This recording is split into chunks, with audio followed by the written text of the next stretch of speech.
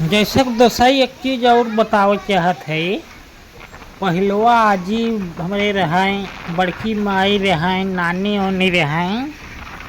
आवे तो कहें तू सब एक ख्या में विदत तरस जावा बेटवा।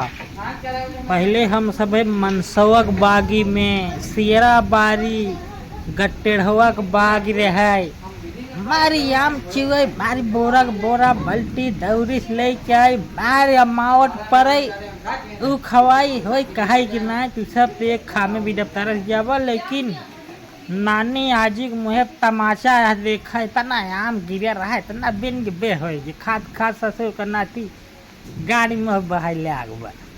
अब मावट मार पर बाटे कि रात दिन खाए ना चुकत बाजी नानी के मुहे तमाचा लागत बा। देखा तना आम लड़के कुली बिन के मारी आम लाट लग गए सरवा। आजी नानी के यहाँ जा बैठो आमे भी तरस जावा ला ले कर कितना आम ले ही आजी नानी जिये थो तो मुँह मारी चार आम ला।